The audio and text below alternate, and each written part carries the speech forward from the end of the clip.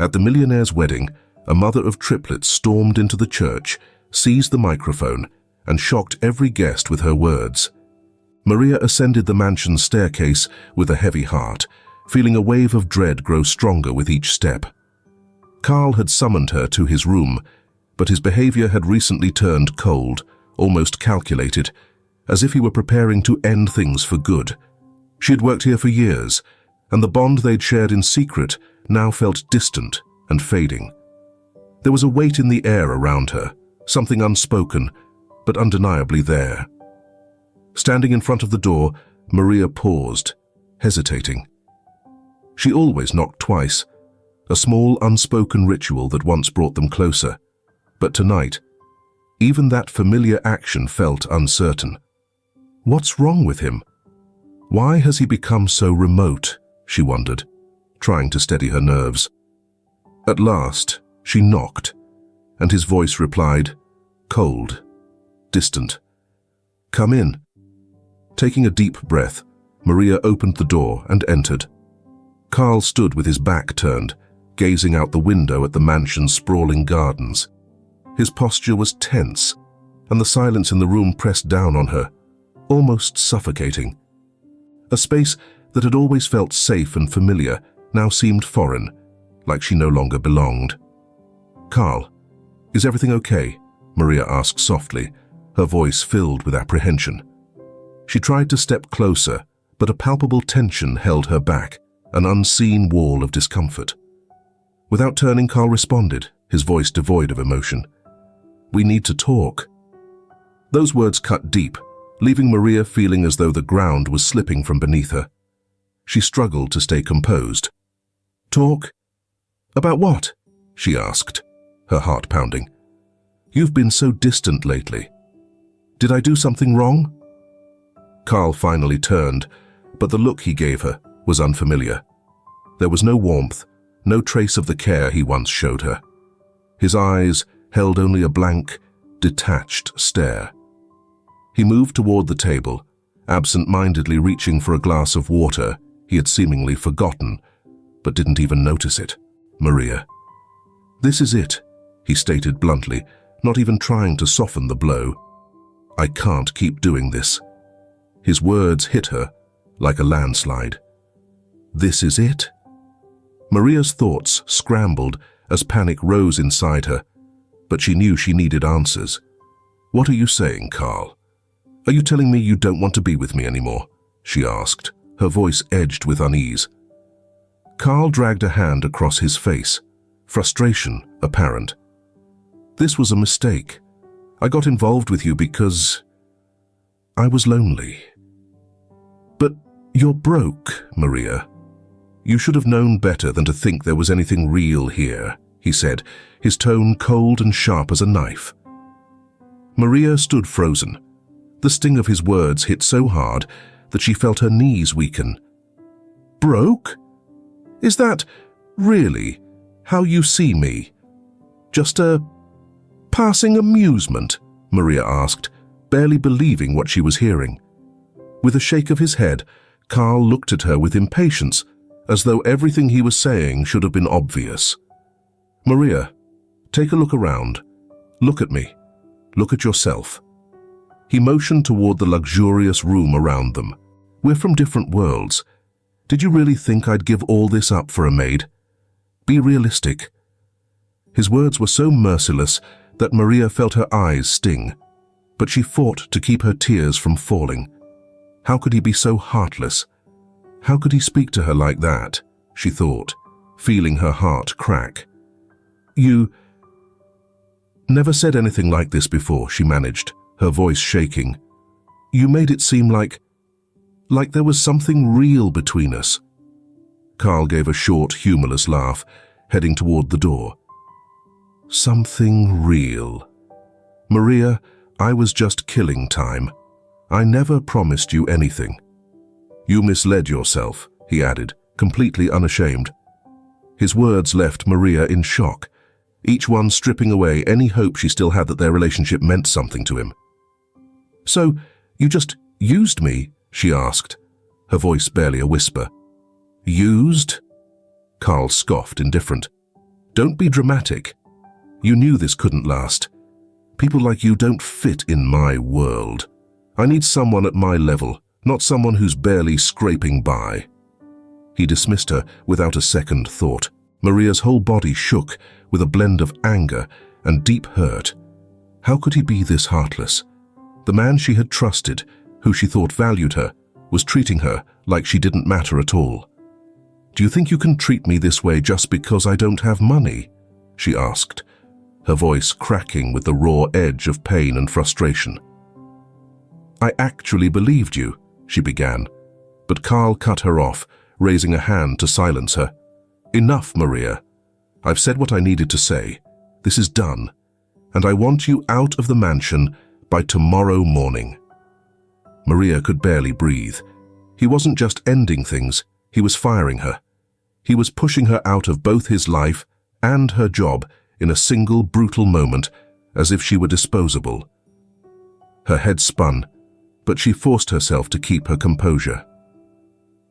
"You can't just do this, Carl," she said, her tears finally slipping down her face. "I'm not just your maid. I'm a person, and you led me to believe I meant something." Carl stepped closer, looking into her eyes with a chilling, indifferent gaze. "You can think whatever you want, but the truth is, you were never more than a convenient distraction. This is over. Accept it and don't come back." Maria was stunned. The coldness, the cruelty. He was like a different person entirely. She couldn't stand it any longer. Without another word, she turned and walked out, her heart aching, as though it were being ripped apart. The door closed firmly behind her, and Maria felt as though her entire world had crumbled in mere moments. She had nowhere to go, no plan, but it was clear that Carl didn't care.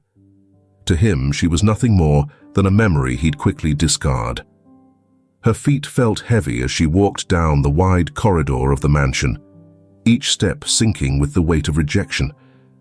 Her shoulders slumped, not from the worn bag she carried, but from the crushing weight of Carl's words. Her mind replayed every moment, every dismissive look. What she'd believed was a real relationship had been reduced to nothing. Now, she was simply an unemployed, directionless woman. Just a temporary thrill, she thought, her heart squeezing painfully. Every memory they'd shared, every stolen moment, now felt like a painful illusion. To Carl, she was nothing more than an insignificant woman with no worth. Maria couldn't believe she'd been so naive. How could I have let myself fall for this? She walked to the tiny room she stayed in, tucked away in the mansion's service area. Once a place she felt safe, the walls now seemed to close in on her, a stinging reminder of just how little she meant to Carl. She sank down on the bed, feeling the weight of her tears start to fall. "I can't believe it ended like this." "He tossed me aside like I was worthless," she whispered, as she gathered her few belongings into her backpack. Each movement hurt, as if every item packed away marked another piece of her broken heart. Her possessions were minimal, the basics for someone who spent her days just getting by. Standing in that small room one last time, Maria felt something shatter deep within her.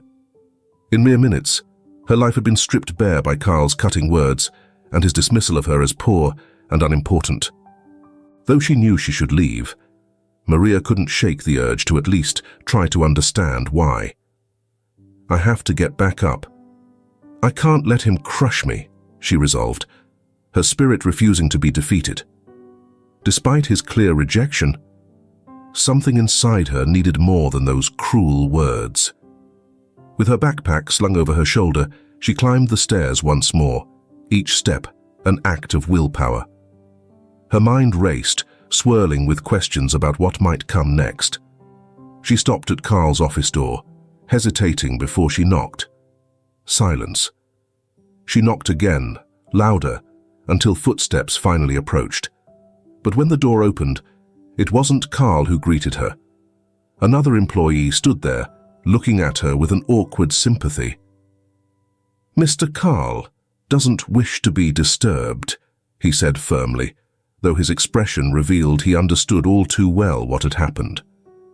Maria tried to reason with him, but the man stood firm, blocking her path.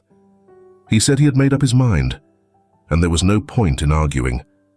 She felt a tightness in her throat, but knew pressing him wouldn't change anything. He doesn't even want to listen, not a single word. It was as if she was already erased from his life, as if everything they'd shared was meaningless. With no other choice, Maria descended the stairs one final time, holding back the tears that threatened to spill. She walked through the mansion's grand hall, eyes lowered, while memories flooded her mind. All the moments they had together, the laughter, the stolen glances, now felt like innocent dreams. I was nothing to him. As she reached the gate, she paused to steady herself. The air felt thick, almost as if the world around her sensed what had just happened. That's when she overheard voices coming from a few maids, chatting by the garden. They were laughing, unaware of her presence nearby. "Did you hear?" one of them whispered, barely containing her excitement. "Mr. Carl's getting married soon, securing that fortune." Maria froze. Married? The word hit her like a punch. She felt the breath leave her, her feet rooted in place. To someone else? The words echoed painfully in her mind. "Yeah, I heard her family owns multiple businesses. Perfect for him, rich, beautiful, not like some of his past flings," the other woman replied with a chuckle, and Maria's stomach twisted. Each word felt like venom, weakening her bit by bit. She stood there, paralyzed, as the two laughed and chatted about the bright future Carl would share with Cynthia, the woman who clearly offered everything he needed. He had it all mapped out. And I thought it mattered, she thought, as a wave of dizziness swept over her. Maria tried to step forward toward the gate, but her legs wobbled. The world began to blur, the maids' voices drifting away. Her heart pounded, her breaths shallow. The pressure in her chest grew with each second. I can't do this," was her last thought before everything went black. Maria's body couldn't hold out any longer, and she collapsed onto the hard, cold pavement, her heart heavy with unspoken pain. Hours later she woke up, under a blinding light that burned through her closed eyelids, the sharp smell of disinfectant filling her nose. Gradually, the sounds around her sharpened, and she realized she was in a hospital bed. Her senses were foggy, and a faint dizziness lingered as she slowly opened her eyes, blinking until the face of a doctor came into focus by her bedside. "You're awake at last," he said, looking serious as he jotted down notes on his clipboard. "We were concerned. Someone saw you collapse on the street and brought you in," he explained. Maria tried to sit up, but a dull, throbbing pain pulsed in her head. Her memory was blurry. Carl's harsh words, the crushing weight of everything, and then nothing. How did my life get to this point, she wondered, struggling to gather her thoughts. "You suffered from a collapse," the doctor continued, noticing her confused look. "It's likely the result of all the physical and emotional stress you've been carrying. And there's one more thing I need to tell you." His tone was calm, yet there was a seriousness in his voice that sent a shiver down her spine. Maria's heart started racing as she looked at him, bracing herself for what was coming. "One more thing? How could there possibly be more?" "You're pregnant," he said, pausing to let the words sink in. "Pregnant with triplets, actually. Congratulations. We ran some tests to ensure everything was okay when you were admitted." The words landed like a blow, and Maria felt the room spinning again. Pregnant with triplets. She stared at the doctor in disbelief, as if he had just told her something impossible. "No, this can't be happening," she whispered, her voice barely audible. "Triplets? I didn't even know." She sank back into the bed, feeling as if the weight of this new reality was pressing down on her entire body, too heavy to bear. "It's true," the doctor said gently, his face filled with concern. "The tests confirm it, but this pregnancy is high risk, especially with everything you're going through. You'll need constant care and medical supervision." Maria's mind swirled with a storm of emotions. Losing her job, Carl's coldness, the way she'd been cast aside like she didn't matter, all of it hit her at once. And now, the reality of carrying triplets made her heart sink even deeper. How am I supposed to handle this? How can I even survive? She wondered, feeling the weight of these thoughts press down on her chest. "You'll need plenty of rest and ongoing medical care," the doctor continued, though his voice seemed to drift away as she struggled to absorb everything. "The health of you and your babies relies on this care," he added carefully. "And with triplets, the risks are even higher." Maria closed her eyes, fighting to hold back the tears that threatened to spill over. The thought of Carl's disdain surfaced again, and now she was carrying his children, a truth that felt painfully ironic. "He'll never know," she thought bitterly, her feelings a mix of anger and despair.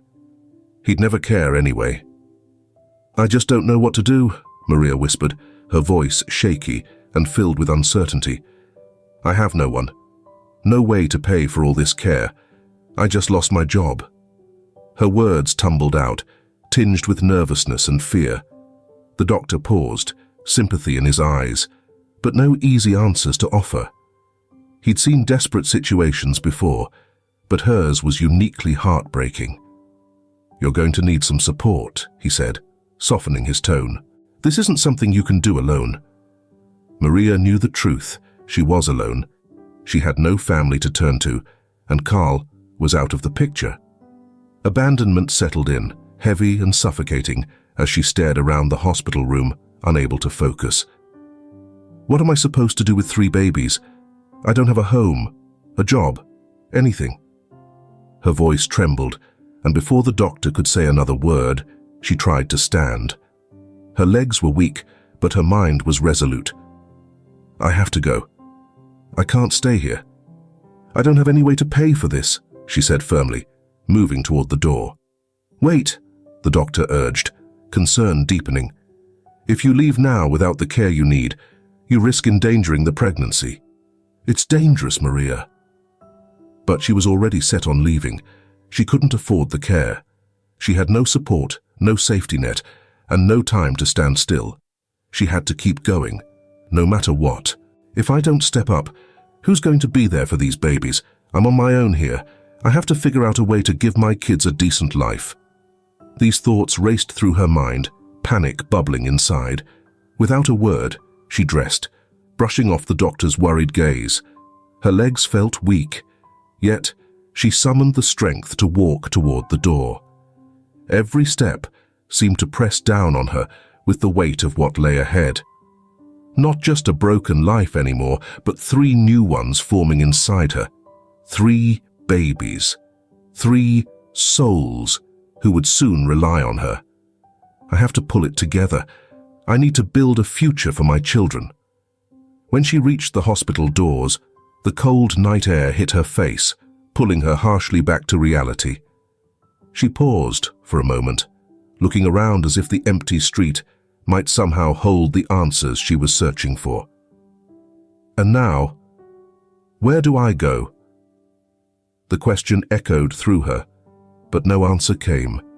Her hand gripped the strap of her backpack, which now seemed unbearably heavy. A wave of despair and uncertainty began to wash over her. The path ahead felt desolate, and for the first time, Maria found herself utterly directionless. No money, no job, and 3 babies on the way. How will I survive? She walked through the deserted streets, the biting wind stinging her face and making her skin prickle. The isolation and fear were almost too much. She held her backpack close, clinging to it as the only solid thing she had. Her mind raced with questions she couldn't answer and fears that only grew. How will I raise these babies by myself? How will I get through this? But one thing was clear. There was no going back to Carl, not after the rejection he'd shown her. 6 months along, and the reality of her pregnancy was now impossible to avoid. Her belly was growing, bringing new struggles with it. With no steady income, she got by however she could, taking odd jobs, cleaning houses, doing laundry, even selling a few personal items just to get by.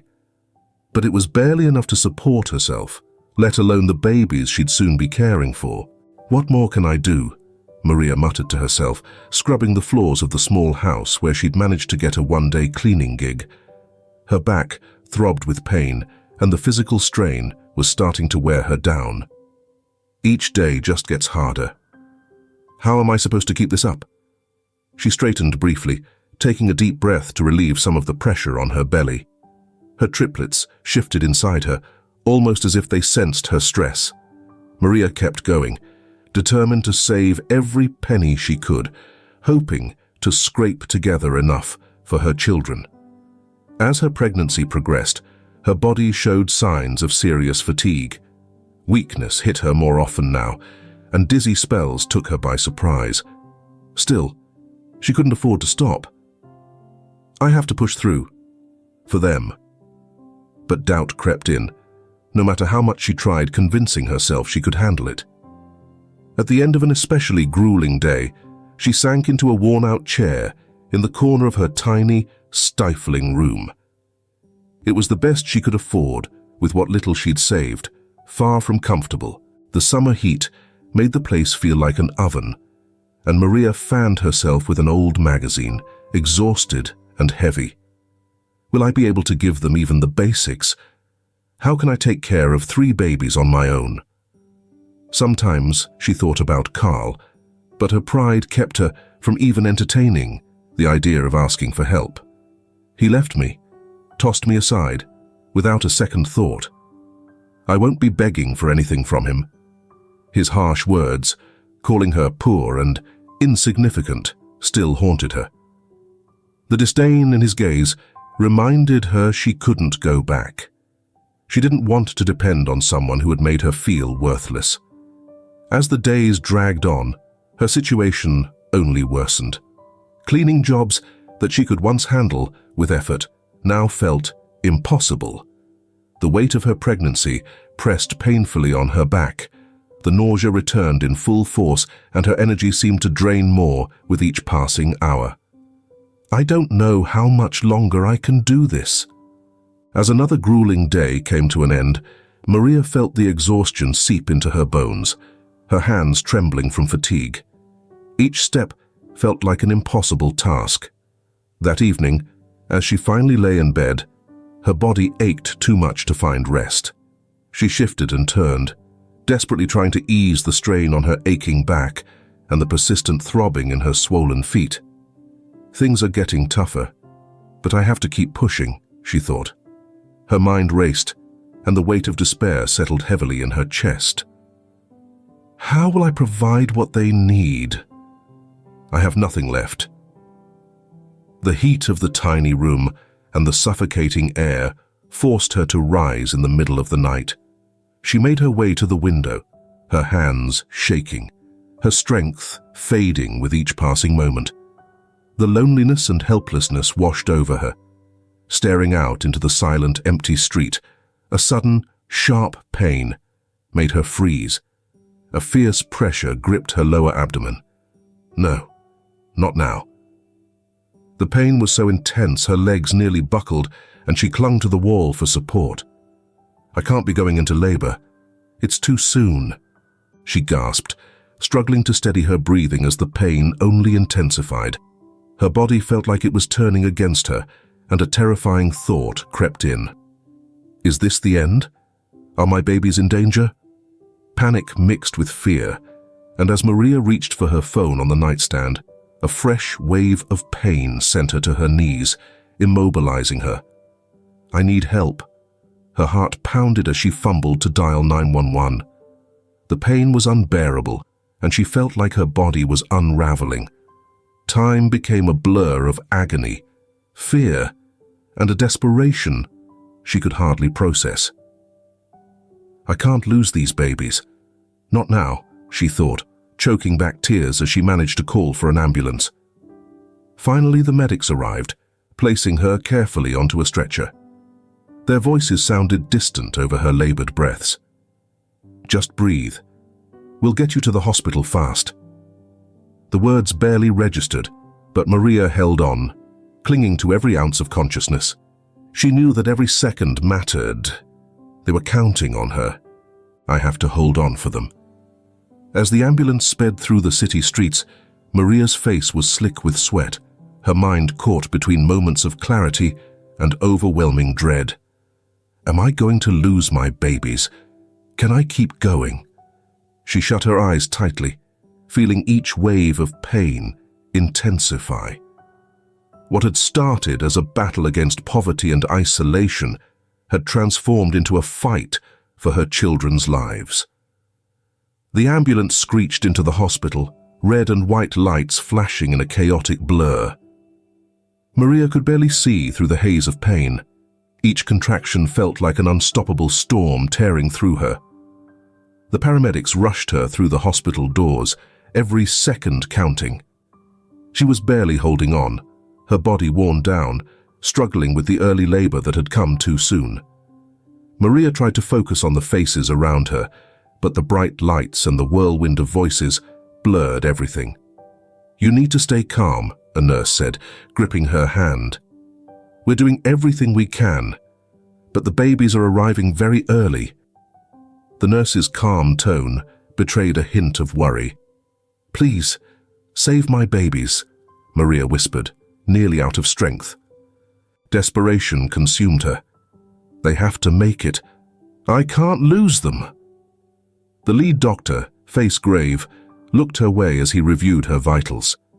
Your babies are extremely premature, which brings serious risks. We need to start now, or we may lose them, he said bluntly, his words cutting through any hope of illusions.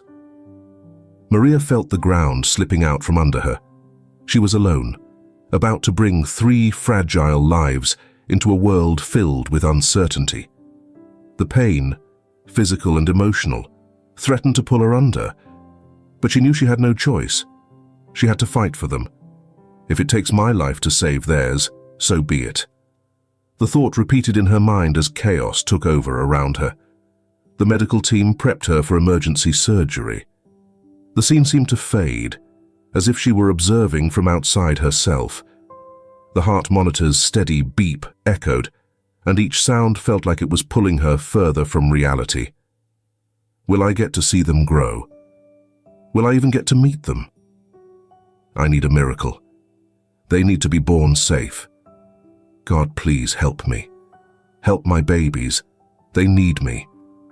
Please let me make it through, to love them and take care of them. She whispered a silent prayer as another surge of pain tore through her abdomen. The medical team worked with swift, precise movements, but the weight of urgency hung in the room. She could feel the tension in their expressions and gestures, the seriousness of the situation clear. The contractions were relentless. They're coming way too early, one doctor muttered to another. We need those incubators ready for all 3. Every second matters. I can't lose them, Maria murmured, feeling a fresh wave of despair. The room seemed to spin, and her breathing grew shallower with every passing moment. She felt at the edge of her strength, yet her will to fight for her babies held her steady. I promised myself I'd protect them, and I will. We'll get through this. We will. Her resolve hardened. The doctor turned to her again, his expression serious. We'll do everything possible, but the risks are very real. They're so tiny, so fragile, he said quietly. Their chances, it's not looking good. He stepped closer, preparing to start the early delivery. Tears slipped down Maria's face. Everything was out of her hands now, left to forces she couldn't control. Please, God, let them make it, she thought. I couldn't go on without them. Fear clouded her mind, and the helplessness weighed on her. The labor stretched on, draining her energy. Time felt meaningless as her thoughts fractured between the physical agony and the dread of losing her babies. The room was filled with tense silence, broken only by the whirring machines and quick commands from the doctors. "Let's move. We need to get them out now. Everyone, stay focused. This is critical. The lives of 3 babies and 1 mother are on the line. We're doing all we can, though the odds are stacked against us," the lead doctor called out. Moments later, the first baby arrived, but the silence that followed was crushing. There was no first cry, no sound Maria longed to hear. The newborn was immediately passed to a team working frantically to stabilize him. Exhausted, Maria tried to lift her head to catch a glimpse of her son, but a doctor gently held her down. "Stay calm. We're taking care of them. Just stay with us," he urged, but it was almost impossible to steady her thoughts. As she lay in labor, Maria could feel something wasn't right. The first baby arrived in silence, no cries filling the air. "Please tell me they're all right," she murmured, her voice barely a whisper.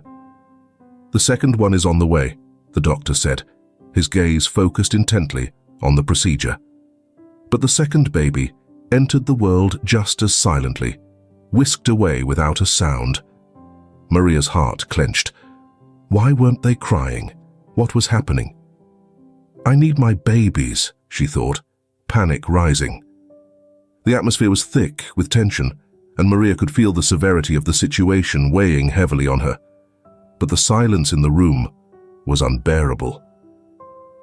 "They're in an extremely delicate condition," a nurse beside her said softly, her tone filled with sympathy. They were doing everything they could. Moments later, Maria gave birth to her third child. But again, silence. Not a single cry to bring comfort. The babies were taken immediately to the neonatal unit. "My babies. My 3 babies," Maria repeated silently, as if the words alone could hold her together.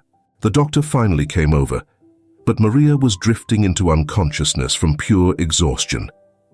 "Your babies have been born, but they're all in critical condition," he told her, his face somber. "They're receiving intensive care, but the coming hours are crucial. We can't say if they'll make it." Maria's world shattered. The thought of losing her children, who she had fought so hard for, felt like her own life slipping away. "Please, do everything you can." "I'd give anything," she whispered, her last words before darkness claimed her. Maria woke in a quiet, sterile hospital room, the cold scent of disinfectant and the low hum of machines grounding her in reality. Her whole body felt heavy, both physically and emotionally weighed down by a crushing exhaustion. The instant her eyes adjusted, her first thought went to the babies. "My babies, are they still holding on? They have to make it." She found herself haunted by regrets. Maybe if she'd worked fewer hours or managed a little better. But no, she couldn't let herself spiral down that path. She forced herself to try to sit up, clinging to the faintest hope. Just then, a nurse by her side noticed her stirring and approached, her face gentle, yet filled with worry. "You've been through quite an ordeal," the nurse said softly, placing a gentle hand on her arm. "You need to rest now, but I know you're eager for an update on your little ones." Maria gave a weak nod, her heart pounding with worry. "I have to see them. Are they going to be okay?" Her voice trembled with urgency. The uncertainty gnawed at her, the thought of her babies in danger filling her with dread. "It's too early to tell," the nurse replied cautiously. "They're in the neonatal ICU, and the doctors are doing everything possible. But it's still critical. Right now, all we can do is wait and pray." The words stung Maria deeply. Wait and pray. It sounded so passive, so insufficient, considering how much her babies meant to her. She couldn't bear to stay there, lying helpless. "I want to see them. I need to be by their side," she said, her voice both shaky and resolute. With the nurse's help, Maria slowly got out of bed, her body weak from the recent delivery. Every step toward the ICU was a struggle, yet nothing would stop her from reaching her babies. "They need me. I can't leave them alone. They have to know that I'm here, that I'm fighting for them, right here by their side," she whispered, her determination fierce. When she finally reached the ICU, her heart ached at the sight before her. Through the glass, she could see her tiny triplets, each enclosed in an incubator, connected to an array of tubes and machines. The quiet was interrupted only by the steady hum of the monitors. The sight took her breath away. Her eyes fixed on the fragile forms of her babies. Her mind raced. "They're so small. How can they survive this?" she thought, tears filling her eyes. A doctor entered and started examining the babies, but his expression offered little reassurance. "I would give anything for them to be okay," she murmured, hope and desperation mingling in her gaze. "If only I could do more." The responsibility felt crushing. She was alone, with no resources or support, watching her children fight for their lives. Days blurred together, each filled with endless waiting, yet she stayed, driven by love and an unwavering will to be there for her babies.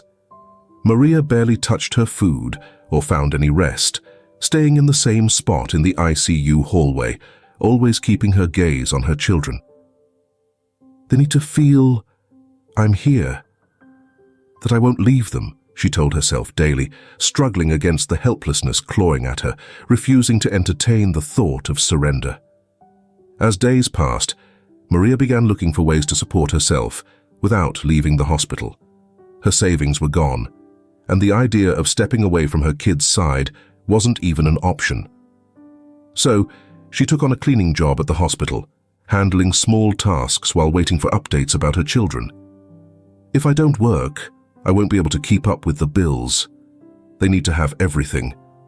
I'll make sure they don't go without," she thought as she swept one of the corridors. With every movement, the physical and emotional exhaustion weighed on her. But she pressed on, determined to scrape together every dollar she could. "It's the only thing I can do for them right now." Even though she was weak, she felt a need to keep a sense of control over the situation. The work was demanding, especially given that her recent pregnancy and labor had left her worn down. But she kept going, treating the cleaning duties with the same attention she'd always put into everything she did. "I have to stay strong," she reminded herself, pushing past the aching back and deepening fatigue. "I have to do this for them." Between hours of cleaning and stretches of waiting outside the ICU, Maria whispered silent prayers for her baby's recovery. Each time a doctor or nurse entered the ICU, her heart leapt, desperate for hopeful news. But the uncertainty persisted. "It's still too soon to say if they'll make it," the doctor had told her repeatedly, and those words replayed in her mind constantly. One especially hard night, Maria finally allowed herself a few minutes of sleep in the hospital corridor. Suddenly, a nurse shook her awake. "Maria," the woman said with a worried look, "one of your babies has taken a turn for the worse. He's experiencing severe respiratory complications, and the doctors need to perform emergency surgery." The nurse's voice was urgent. Maria's heart felt like it stopped. She struggled to stand up, despite her body's weakness because of her panic. "Surgery? But why? My baby. How did it come to this? Is there no other way?" she asked, her voice shaking. Maria's hands were cold and slick with sweat as she tried to absorb the shock. "The doctors are getting everything ready now," the nurse said, placing a reassuring hand on her shoulder. "We'll do everything we can, but it's a delicate situation." Maria felt the world slipping from beneath her feet. I can't lose him. Not now, she thought, battling the despair pressing in on her. She clenched her lips together, forcing back tears, her gaze fixed on the medical team preparing for the procedure. Moments later, she found herself sitting in a small chair outside the operating room, eyes glued to the door. Her thoughts swirled in panic as the dread of losing her baby consumed her. Everything around her seemed distant and blurry, as if the sounds of people, machine beeps and hurried footsteps were coming from another world. All that mattered was the fragile life in that room, fighting to survive. Please let him make it. I can't bear to lose anyone, she prayed, her heart pounding with anxiety. As she waited for news, Maria's mind drifted between fragile hope and overpowering dread. Time felt like it was crawling. Each minute felt like a lifetime, piling on her anxiety and exhausting her emotionally. They said they'd do their best, but will it be enough? She clasped her hands in her lap, trying to calm herself, though it felt futile. Her mind raced through every worst-case scenario she could imagine, each one more devastating than the last. She stood and began pacing down the hospital corridor. Then, in the middle of the hall, she noticed an elderly woman, her face worn with age, moving slowly and looking lost. The woman appeared confused, glancing around as if struggling to remember where she needed to go. Maria, without a second thought, approached her, her instinct to help momentarily ease her own pain. "Excuse me, ma'am, are you all right? Do you need help?"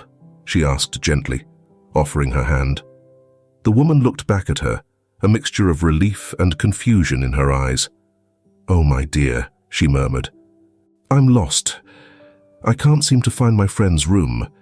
He was brought in here, but all these hallways look exactly the same to me," said the woman, her voice quivering with a fragile tone. Despite feeling utterly drained, Maria managed a gentle smile at the elderly woman and reached out to steady her. "Let me help you find him. Don't worry.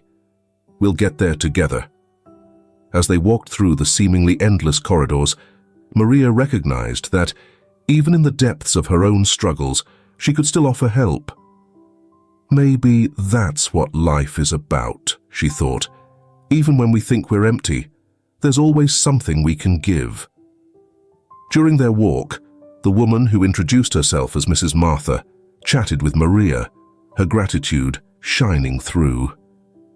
"You're a kind soul. Have you been working here long?" she asked, noticing Maria's uniform. With a tired sigh, Maria answered, "Actually, no. I'm here because my 3 babies are in the NICU.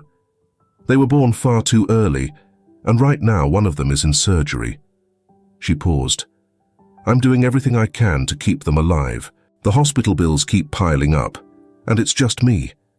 But I won't let them go without." Mrs. Martha stopped, looking intently into Maria's eyes. "Triplets," she repeated, her voice softening. "You're weathering a storm most wouldn't even dream of. And yet here you are, helping a lost old woman like me. That speaks volumes about you." Maria felt an unexpected warmth from Mrs. Martha's admiration. "I have no other choice. I have to keep pushing forward. If I stop, who will be there for them?" she said, her voice thick with emotion. "They're my world now. But it's so hard.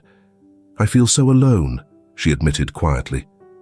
Gently squeezing Maria's hand, Mrs. Martha whispered, "Sometimes the toughest roads reveal our true selves.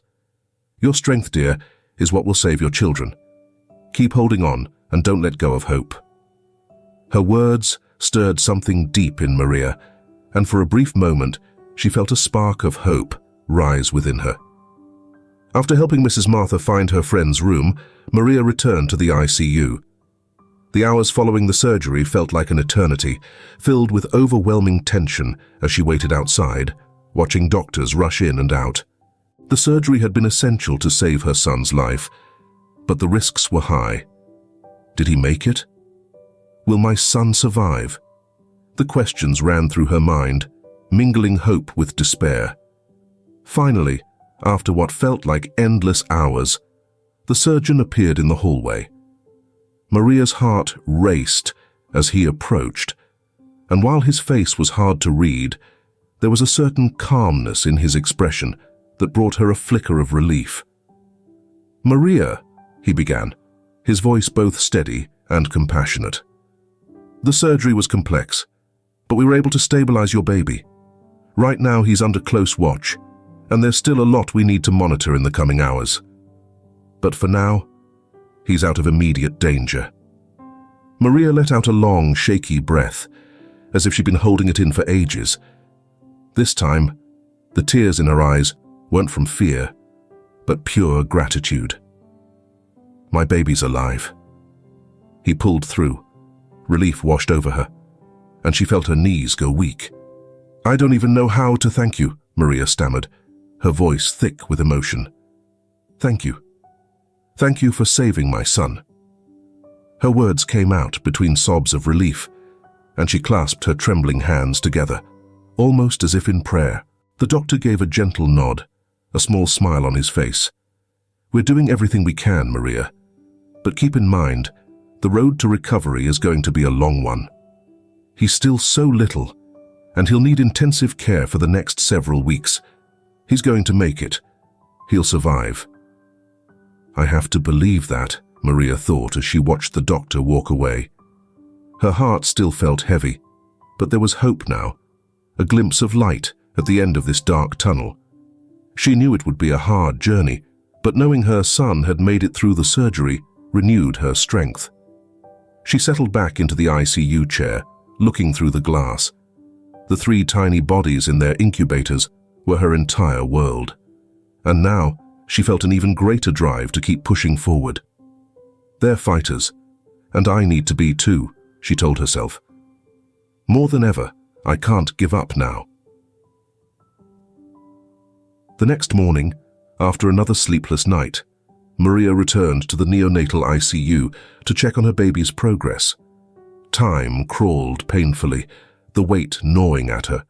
She could hardly think of anything but the surgery and her fragile baby's fight for life. If only there were more I could do. One day, as Maria was trying to gather herself in the hospital corridor, a nurse approached her with a kind smile, handing her an envelope. "Maria, someone left this for you yesterday," the nurse said gently, her eyes warm. "Looks like they wanted to offer some help." Maria's hands shook as she opened the envelope, not expecting anything like this. Inside, she found a generous sum of money and a heartfelt note that read, "Maria, your kindness and resilience left a strong impression on me. Don't let life's burdens weigh you down. Here's a little help for your kids. Use it however you see best. Remember, you're stronger than you realize. With warm regards, Lady Martha." Maria felt tears well up in her eyes as she took in the kindness of a stranger. She cared about me. She doesn't even know me, yet she cared enough to help. The gesture touched her deeply. For the first time in ages, she felt a glimmer of hope and a reminder that she wasn't completely alone. "One day, I'll repay every cent," she thought to herself, moved not by the money itself, but by the kindness in her darkest hour. "It's comforting to know there are still good-hearted people out there," she thought, as she used the money to cover a portion of her baby's medical expenses.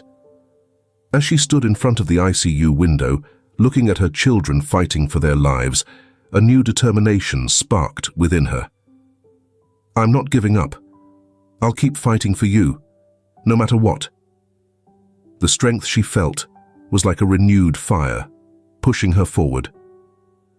A few days later, Lady Martha returned to the hospital to visit Maria. The 2 women shared a quiet moment together. Maria, still in disbelief, asked, "Why did you help me? You didn't have to do that." Lady Martha gave a soft, mysterious smile, her gaze steady. "I saw something in you, dear. A strength you might not have recognized yet. We all need a helping hand at some point. Call on me whenever you need," she replied gently, her words like a beacon in the storm of Maria's life. The days following the surgery were agonizing. Maria spent hours in front of the ICU glass, watching her tiny child, surrounded by tubes and machines, each sound from the equipment a harsh reminder of how fragile his life was. Maria could hardly close her eyes to rest, her thoughts trapped in an endless loop of worry, fearing that any second something might go wrong. She whispered a prayer, her weary face reflected against the ICU glass. Please don't take my children from me. They've already been through so much. I would give anything just to watch them grow. The burden she carried seemed to double with every passing minute, yet she knew she couldn't afford to waver. The doctors and nurses did all they could, and after what felt like an eternity, there was a faint but unmistakable glimmer of hope. One morning, the doctor approached with a calmer expression. "The surgery went well, Maria. Your baby is showing signs of recovery. It'll be a slow process, but we finally have reason to feel optimistic." Maria could barely absorb the words. Her heart swelled with gratitude, and for the first time in weeks, she breathed a sigh of relief. "Thank God," she murmured, her eyes brimming with tears. "I knew they were strong. I knew my babies would pull through." Her faith was paying off, bringing her the strength she needed to keep going. The following days saw small, steady improvements. Though still fragile, her 3 babies began to gain weight and breathe more easily with the machine's support. Every little victory felt like a miracle, and Maria made sure she was there to celebrate each one. "You're my little fighters," she thought tenderly, watching over them. "Nothing in this world will take you from me." As the weeks passed, the day that once felt so far away finally arrived. Maria was able to bring her babies home. When the nurse handed her each of the tiny bundles wrapped in blankets, Maria felt a rush of joy mixed with a pang of fear. Can I really do this alone? How can I manage 3 babies at once? Doubts clouded her mind, but she knew these children were her world, and she'd go to the ends of the earth to give them the best life possible, no matter how hard it might be. As she placed her babies in the stroller to leave the hospital, she looked back at the building that had been her refuge for so many weeks. A wave of gratitude washed over her, mingling with the anxious thoughts of what lay ahead. I got them this far. But now what? She wondered, pushing the stroller down the hall, feeling the weight of the responsibilities awaiting her, yet also the lightness of finally taking her babies home. When Maria returned to her tiny apartment, she carefully arranged the 3 cribs she'd managed to get through some much-needed donations. The place was cramped, the paint on the walls was peeling, but to her, it was still home. One by one, she laid her babies down in their cribs. Tears lingered in her eyes as she watched them, feeling the weight of finally being back together. "We made it, my loves. We're home." But the relief of being back soon faded as reality settled in. The triplets' needs came fast and unending. Nights without sleep became the new normal, with cries waking her every hour. Maria barely had a chance to rest. Caring for 3 newborns required every ounce of her energy, and she quickly found herself overwhelmed.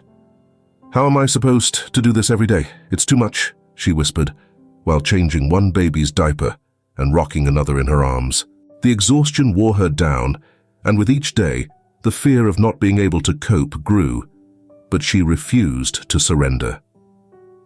"I'll find a way," she told herself, determined. They depended on her, and she was resolved to stay strong for them. That promise became her mantra, her anchor, reminding her to press on, even in the hardest moments. Amid this chaos, Maria came across a letter buried among the stack of bills. Her heart pounded as she saw the hospital's seal on the envelope. With trembling hands, she opened it, bracing herself. The letter was cold and matter-of-fact, informing her that her medical debt had now soared beyond her ability to pay. On top of this, her rent was overdue, and her landlord had already issued an eviction warning. "How am I going to pay all of this?" she whispered, tears spilling down her cheeks as she took in the harsh reality. The looming threat of eviction and overwhelming medical debt weighed heavily on her. How am I supposed to keep a roof over my kids' heads, she thought, feeling despair press on her chest like a weight. She had fought so hard to get here, and it felt like everything was crumbling. Clutching the letter, she could feel the paper wrinkle beneath her fingers.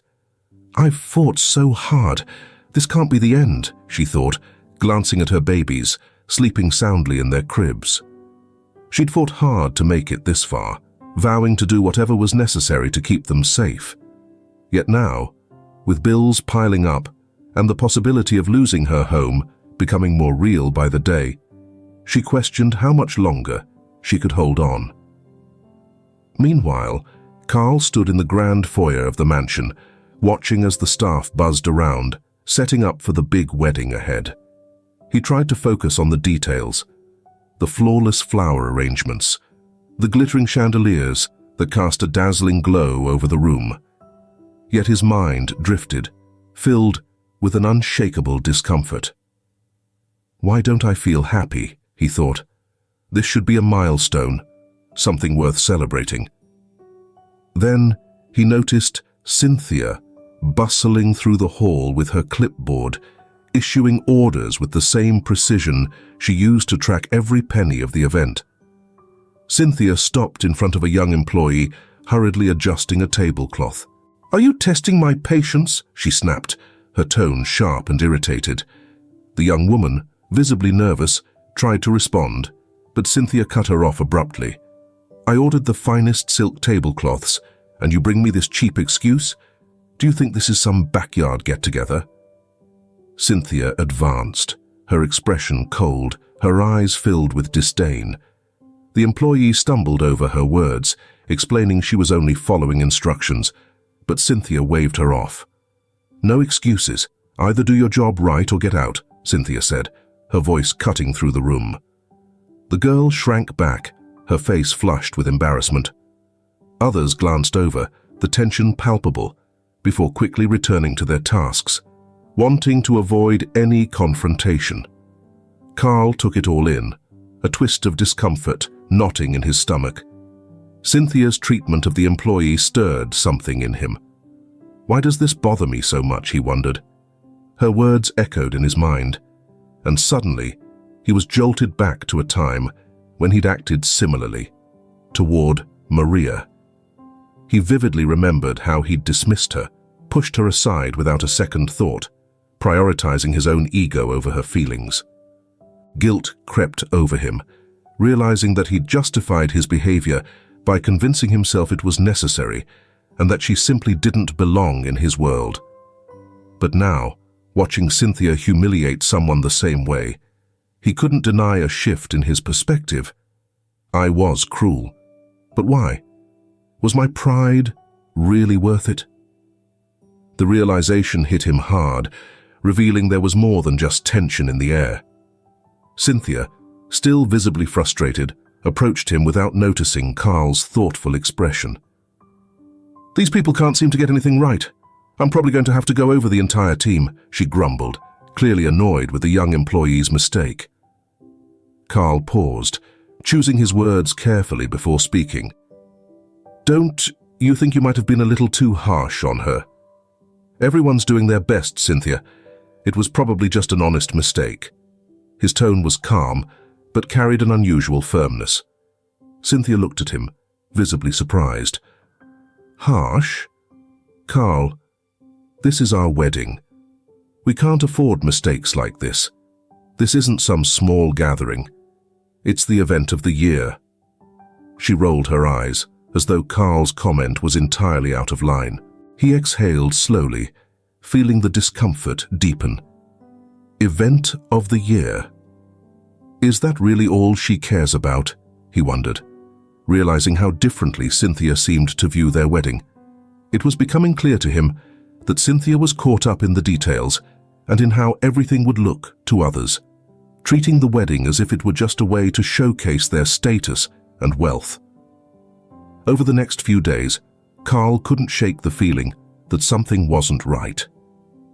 Cynthia talked endlessly about the ceremony's expenses, constantly emphasizing how everything had to be flawless to impress the guests. "We need more exotic flowers, and I've decided to upgrade the catering to something more high-end. Sure, it'll cost double, but it'll be unforgettable," she said, barely glancing at him as she jotted down new plans on her clipboard. Carl began to wonder if she truly cared about the marriage itself, or just the image it would project. Every conversation seemed to center around money, appearances, and how the wedding could boost their social standing. When did we start talking only about money? He found himself thinking more and more often. He couldn't ignore the growing disconnect between them. One evening, as they ate in silence, Cynthia finally broke it, bubbling with excitement about something Carl hadn't grasped yet. "I spoke with the team today, and you'll never guess. Our wedding is going to secure a huge business deal with one of the family's biggest investors. The wedding will elevate us to a whole new status," she said, like it was the announcement of a lifetime. Carl paused mid-bite, his fork hanging in mid-air. He looked at her, still processing her words. The wedding. He'd thought of it as a celebration of love, a union meant to solidify their lives together. But now, it felt more like another rung on Cynthia's social and financial ladder. "Are you serious?" he asked, his voice unintentionally low and tense. "You actually see our wedding as a business transaction?" Cynthia didn't pick up on the gravity in his tone. "Of course, Carl. It's an amazing move for us," she replied. "We'll reinforce our business connections, and our standing in the industry will be even stronger. Isn't that what powerful couples aim for?" Her words hit Carl like an icy gust. Now, everything made sense. The fixation on every detail, the sky-high expenses, the insistence on flawless execution. She's more invested in appearances and status than in building a real life together, he thought, sadness creeping over him. Maria sat on the worn-out sofa in the cramped living room, watching her triplets finally sleep in their makeshift cribs in the corner. Bills were stacked on the coffee table, each one a reminder of the weight crushing down on her. She was bone-tired, her eyes stinging from exhaustion, but sleep was out of the question. How am I supposed to cover rent? And the medical bills? I can't afford to lose this place, not with the babies still so fragile. She took a deep breath, trying to calm herself, though worry was closing around her heart like a vice. Then came a loud, urgent knock that echoed through the tiny house. Maria's heart skipped as she stood up, dread washing over her. She had a feeling she knew who it was. The landlord, notorious for his merciless approach, had been hounding her for the late rent. She opened the door slowly, and there he was, standing tall and cold-eyed. "You know why I'm here," he said, his voice deep and unyielding. "Rent's been overdue for weeks, Maria. I'm out of patience." She tried to respond, but her voice caught in her throat for a moment. Would he even consider giving me more time?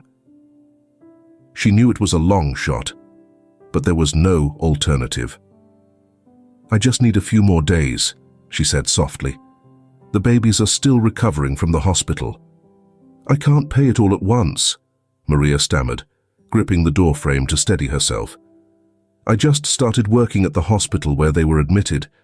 I'm saving up as fast as I can." Her voice shook, but the man facing her only smirked, arms crossed. "I gave you days. I gave you weeks," he sneered. "And what did you do? Nothing. Tomorrow, you either have what you owe, or you and those babies will be out on the street. I don't care for excuses anymore," he continued coldly, gesturing dismissively toward the house. "This is already too much for you. No more negotiations, just the money, or you're out. And consider yourself lucky I haven't done worse." Maria's heart sank as the man's threat loomed, his tone carrying a veiled menace. She glanced at her triplets, peacefully asleep, unaware of the storm about to break. I can't let him throw us out. Not like this, she thought, swallowing the fear that threatened to spill into tears. Summoning every ounce of strength, she replied, I'll get the money. Her voice steadied, stronger than she felt. Just one more day, please. I'll make it happen. The man only shook his head, a sarcastic smile on his lips. One more day, he replied. Tomorrow, I'll be here. If there's no money, you're out. With that, he left, his departure leaving a chill in the air. Alone, Maria shut the door, feeling the weight of his words sink in. Desperation gnawed at her as she glanced around the lavish mansion, where she struggled daily just to get by with her kids while he planned an extravagant wedding. With her mind racing, she left the estate, imprinting every detail of its grand decor in her memory. Tomorrow, she reminded herself, her chest tightening, I have to do something before it's too late. The next day, the church was adorned in extravagant splendor. Expensive blooms filled every corner, delicate lights draped from the ceiling, and richly dressed guests filled the pews, eagerly awaiting the ceremony. Everything radiated opulence, just as Cynthia had envisioned. Guests whispered about business deals, social influence, and the prestige of attending one of the most anticipated weddings of the year. Everything seemed flawless. Carl thought as he watched the bustling crowd, yet he couldn't shake the feeling of unease within him. Standing at the altar, dressed to perfection, he felt the weight on his chest grow heavier with each passing second. Why am I feeling this way? This day is supposed to be the most important moment of my life, yet my mind keeps drifting back to Maria. His hands grew damp inside his silk gloves as he remembered their last encounter and the harsh words he'd spoken. Ever since then, something deep inside him had felt off, a gnawing doubt chipping away at his heart. Beside him stood Cynthia, glowing in her custom-designed wedding dress, her smile brimming with a confidence that starkly contrasted Carl's inner turmoil. She seemed mesmerized by the grandiosity of the event, as though everything was precisely as she'd always envisioned. We're finally having the celebration that'll have the whole city talking, she whispered in his ear as the guests settled into their seats. Carl gave a slight nod, though her words felt distant and hollow. Is all she cares about the scale of this event, the price tags? Had she ever thought this moment was truly about us? The question spiraled through his mind, and as he glanced at Cynthia, he began to wonder when their relationship had become more about appearances than genuine feelings. The ceremony started, the soft hum of the organ filling the church, and all eyes focused on the pair at the altar. Carl looked forward, though his mind wandered elsewhere. Why can't I get Maria out of my head? What's become of her? Could this marriage be a mistake? He thought in distress. When the priest began speaking of the commitment marriage requires, the words seemed to resonate with him as though carrying a deeper meaning. Respect, love, and truth are the foundation of marriage, the priest intoned. Respect, love, truth. Carl's mind spun as he realized these values felt absent in his relationship with Cynthia, intensifying his internal struggle. Was he about to tie his life to someone for all the wrong reasons? As the priest continued, talking about the vows each partner must uphold, Carl caught the faint sound of the church doors creaking open. At first, he paid no mind, but murmurs from the guests soon drew his attention, and he turned to see what had caused the stir. Then, as if time itself paused, he saw her, Maria, standing there with 3 small children. She walked down the aisle carrying the triplets, her face pale but resolute, her gaze locked on Carl. The guests' murmurs grew louder, eyes widening as they took in the woman who had entered, a woman whose modest clothes clashed starkly with the grandeur of the ceremony, and who held 3 small children in her arms. No one had expected this intrusion, and for Carl, it felt as though time itself had frozen. What's going on? Who are these children? Why is Maria here? His heart pounded with a mix of emotions. Carl could hardly process what he was seeing. Waves of surprise, guilt, and fear crashed over him, bringing back memories of his past with Maria, memories of the way he'd pushed her out of his life. He was shaken to his core. Cynthia, noticing the rising commotion and spotting Maria at the door, turned to Carl with a confused and irritated expression. "Who is that woman?" she whispered sharply, barely keeping her composure as her frustration showed. "Why is she here?" Carl was silent, lost in his own world, entirely focused on Maria. Each step she took toward the altar felt like an unspoken accusation, a reminder of choices he couldn't undo. He sensed what was coming, but felt completely unprepared to face it. Maria's steps were slow and steady, her arms cradling the triplets, each stride carrying more than just her physical load. Whispers filled the church, a mixture of shock and judgment, remarks about her audacity, about her former role in Carl's life. She noticed them, but let none of it faze her. Her focus remained solely on Carl, determined not to waver. As she finally reached the altar, silence settled over the crowd. Carl felt the weight of their stares, but all that mattered to him were Maria's eyes.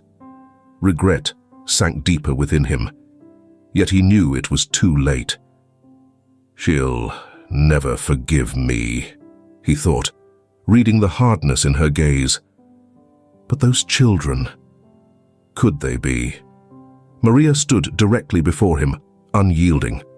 The triplets, peacefully asleep, were oblivious to the storm around them. Holding them securely, she reached for a nearby microphone. Bringing it to her lips, she spoke clearly, her voice steady yet tinged with sorrow. "These are your children, Carl. You left me, but you can't run from what you did. They are yours." The church was filled with whispers, and Carl felt his world collapsing under the weight of Maria's words. Every sentence she spoke felt like a punch, a reminder of every time he dismissed her and acted like she didn't matter. And now here she was, laying her truth bare in front of everyone, right as he stood on the edge of a new marriage. I'm a father. How did this happen? What have I done?" He struggled to keep his mind focused on Maria's words, but panic clouded his thoughts. Maria held the microphone, her voice echoing through the church, unwavering. The crowd, which had been buzzing with tension, fell into a stunned silence. Carl, his face drained of color, couldn't take his eyes off the tiny triplets, fast asleep in Maria's arms. He looked close to breaking down, his mind reeling, scrambling to grasp what was unfolding. How is this real? I'm a father. Why now? Why here? The questions piled up in his mind, yet he could barely find the strength to move. Maria took a steadying breath, fighting the surge of emotions that threatened to engulf her. She had waited so long for this moment, but now, with every eye on her, the pain felt overwhelming. Stay strong. For them, she reminded herself, glancing at the children in her arms. He has to know the truth. Everyone does. "Carl," Maria began, her voice trembling but resolute, "you can try to act like this isn't real. You can try to avoid your responsibility. But these children are yours. They were born too soon. They barely made it. And all of this happened while you were here, planning your wedding like I didn't exist." Each word carried the weight of her pain, cutting deep into Carl's heart. He looked at her, stunned, as if her words were knives slicing into his soul. He remembered that day, how he'd forced her out with such cold words, pushing her away as though she were nothing. What have I done? His mind echoed with his own cruelty. Maria continued, her voice thick with emotion. "I suffered, Carl.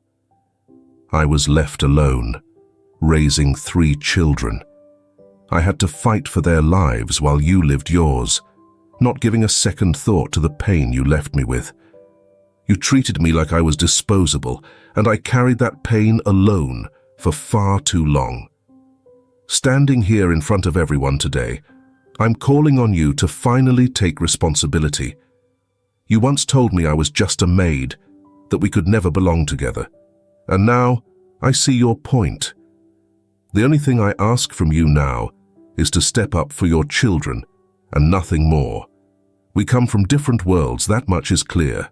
But I'm glad I'm not like you. I may not have wealth, but I have a good heart. And that, Carl, is worth more than any amount of money. Maria paused, her voice unwavering despite the weight of all she'd endured alone.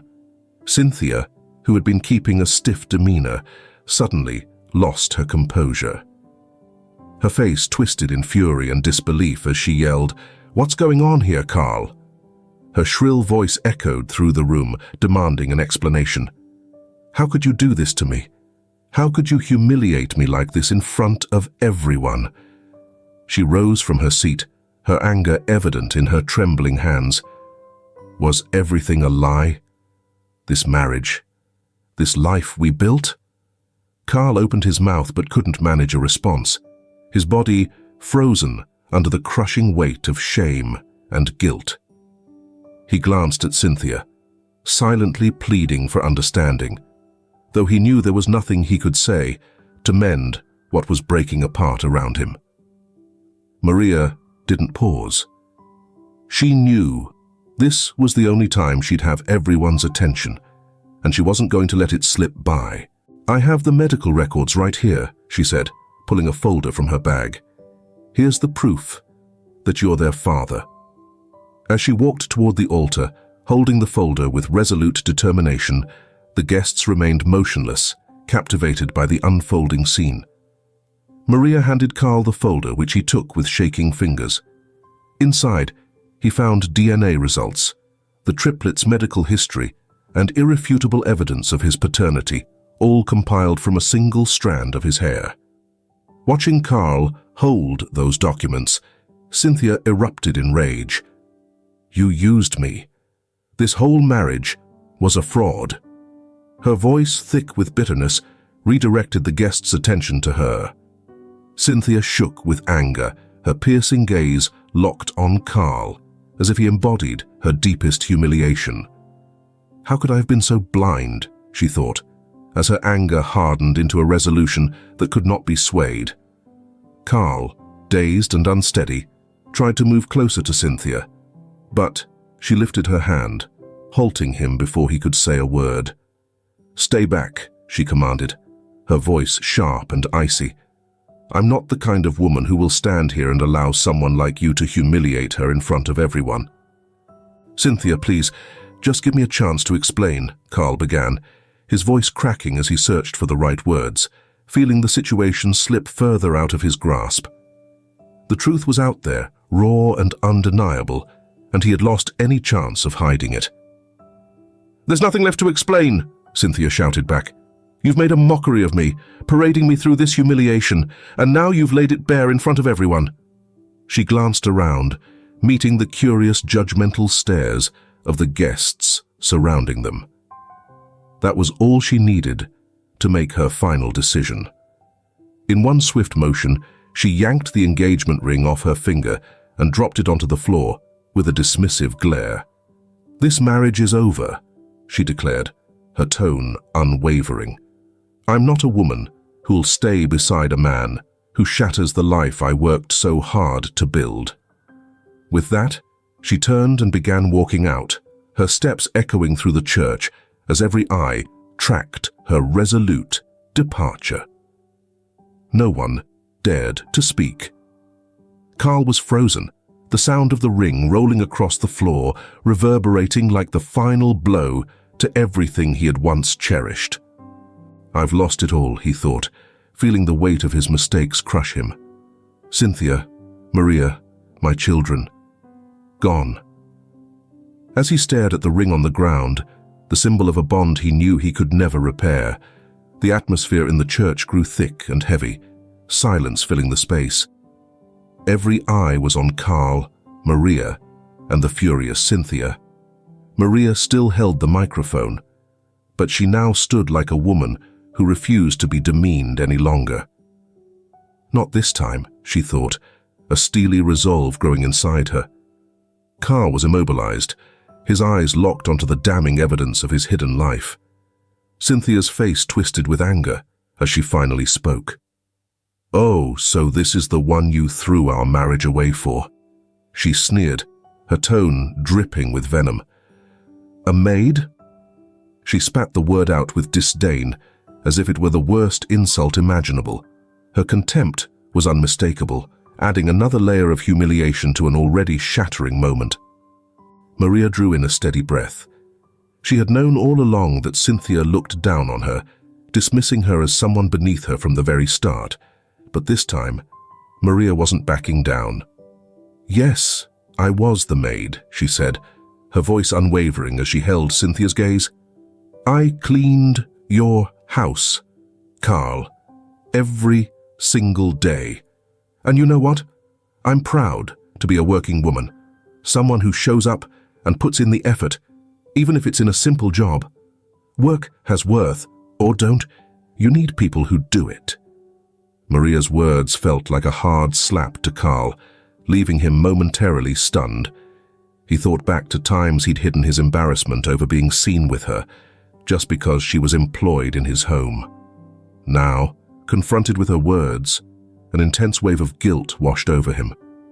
"I was ashamed of the only person who ever showed me real love," he thought, frozen in place. But Cynthia wasn't about to let that go. "Shame on you," she sneered, pointing at Maria with contempt.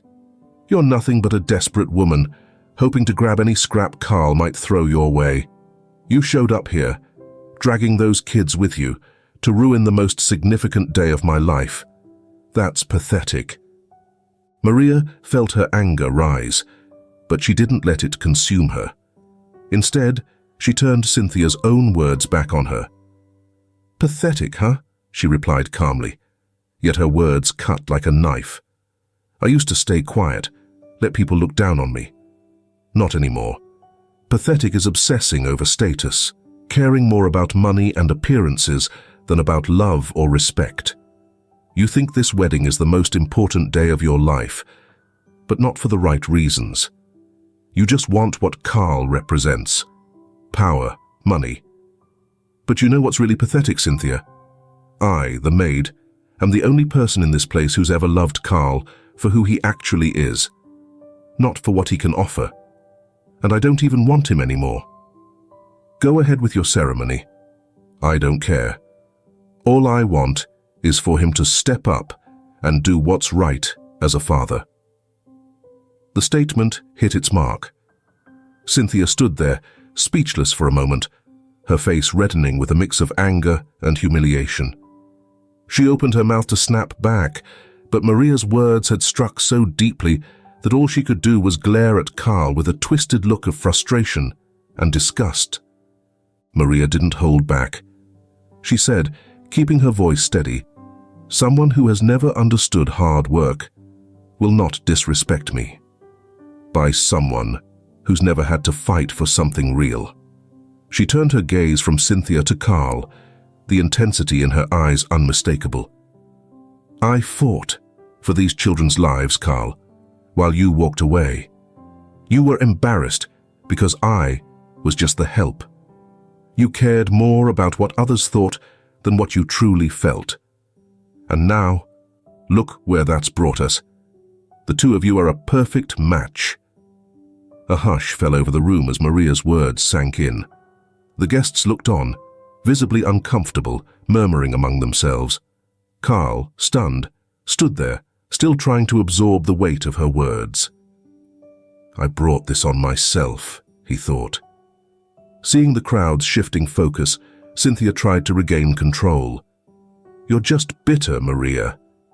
You'll end up alone with nothing, while Carl and I still have it all," she shot back. Maria's response was a laugh, one not of joy, but of weariness.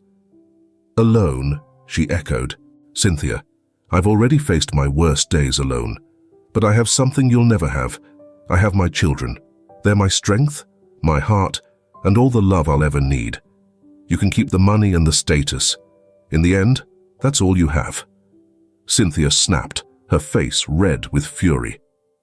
"This ends here," she screamed, pulling off her engagement ring and flinging it to the floor. The metallic clink echoed in the quiet church. "I'm not marrying a man who humiliates me in public." She cast one last look of disdain at Carl before storming out, the eyes of every guest following her. Carl opened his mouth to speak, but couldn't find the words. He just stood there, staring at the ring on the floor, feeling the weight of his choices press down on him. "How did I end up here?" he wondered, finally recognizing the painful truth in Maria's words. The metallic sound of the ring lingered in his mind, a haunting reminder of all. He had lost. The church was now a quiet shell, only faint whispers from the guests lingering in the air, almost too soft for him to even register. How did things go this wrong, he wondered, feeling the crushing weight of everything he'd lost. Cynthia, Maria, his children. Maria's final words still constricted his chest, and for the first time, he began to comprehend just how deep his mistakes ran. Without saying a word, Carl made his way toward the church doors, signaling Maria to follow. He could feel the cold, judgmental stares of the guests as he passed. Stepping outside, the cool night breeze hit his face, but it did nothing to calm the storm in his mind. Maria, meanwhile, radiated an unwavering resolve. As Carl approached, her body went tense, and the bitterness she thought she'd suppressed rose sharply to the surface. He stopped just a few feet from her, his eyes weary and full of regret. Is he going to try apologizing? Maria wondered, holding her children close. Does he really think a few empty words can undo it all? "Maria," he began, his voice barely audible, I don't even know where to start."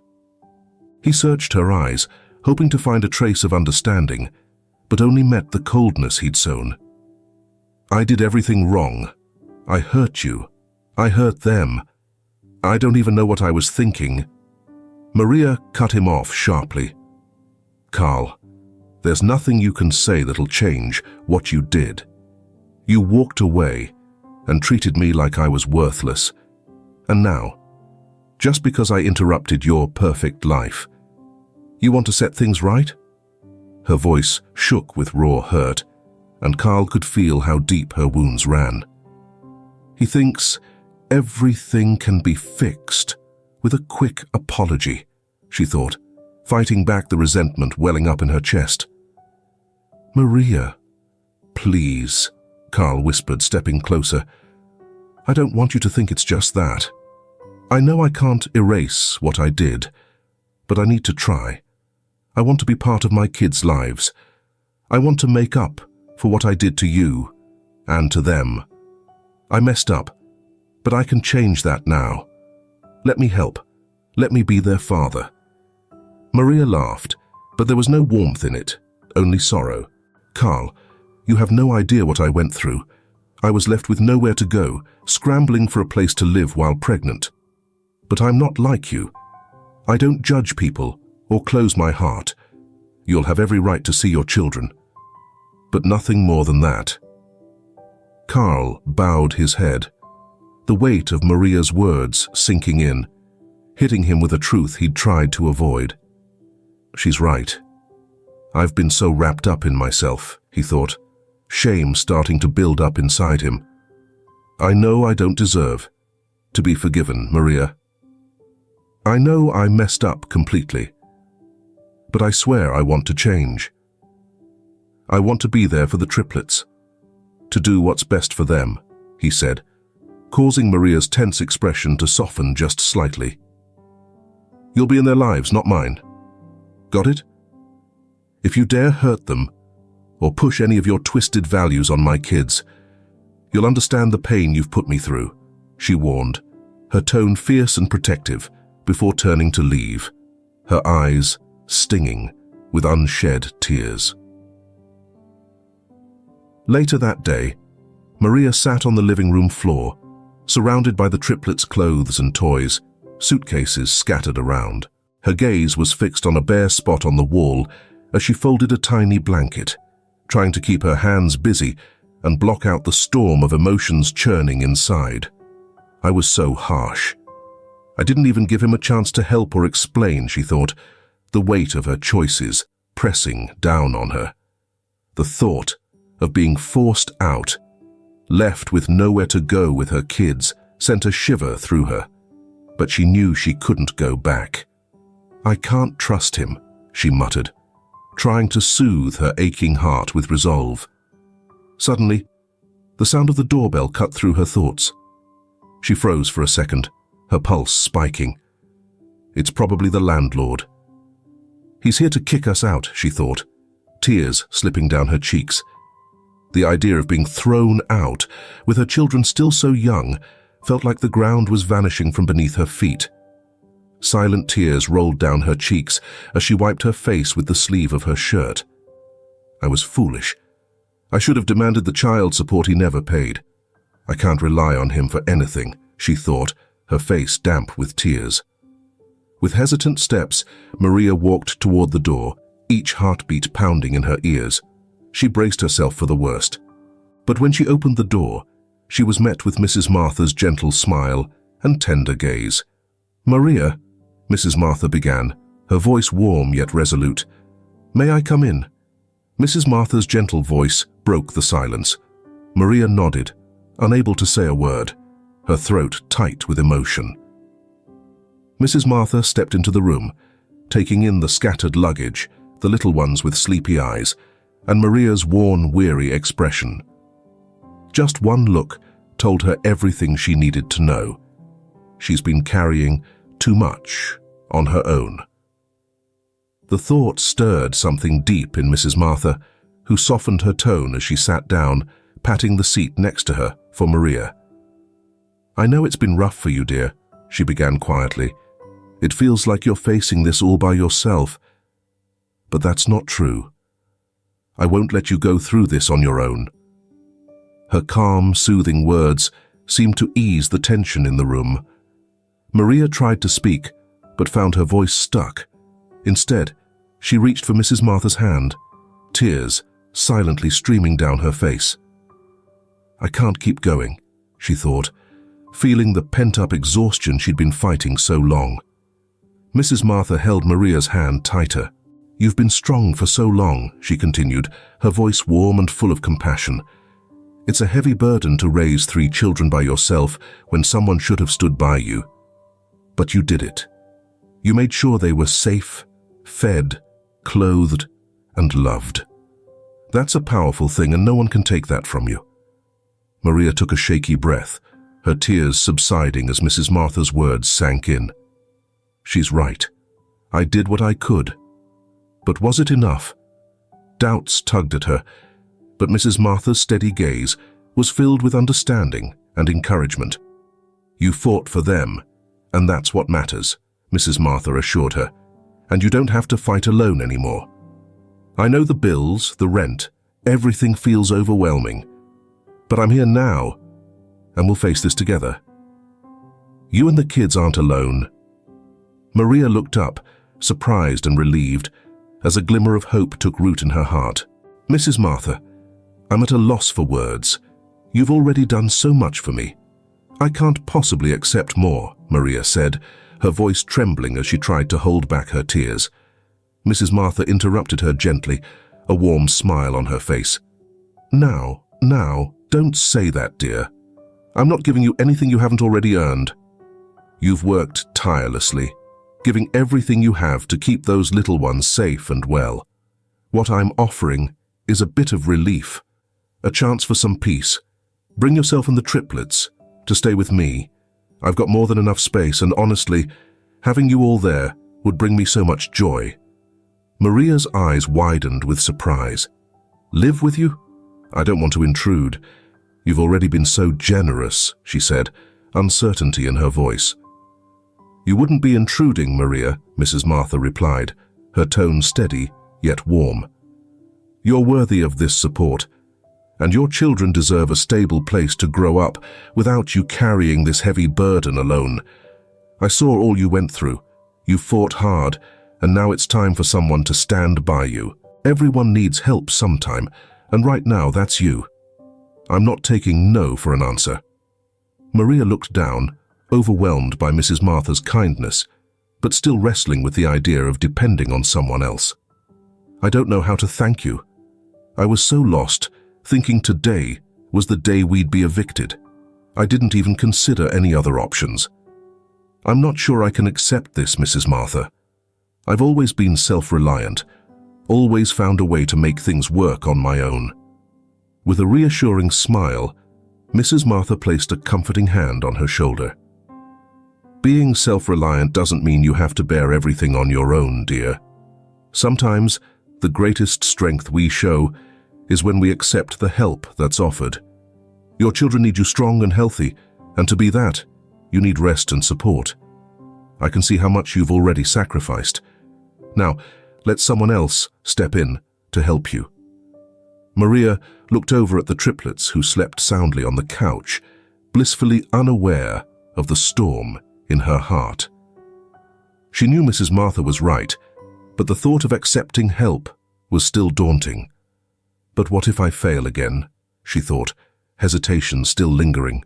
"Maria," Mrs. Martha said softly, yet with a strength in her voice that was unshakable, "from the day I met you, I've seen how resilient you are. I watched a woman who kept pushing forward, even when the odds were stacked against her. I understand that accepting help can feel uncomfortable, but please know it's not a weakness. It means you're prioritizing what's best for your kids, and that's what makes you an incredible mom." Maria finally allowed herself to cry openly, but this time, her tears weren't from despair. They were from relief. "Thank you. I don't even know how to express my gratitude," she whispered, her voice shaking with emotion. Mrs. Martha rose, enveloping Maria in a gentle hug.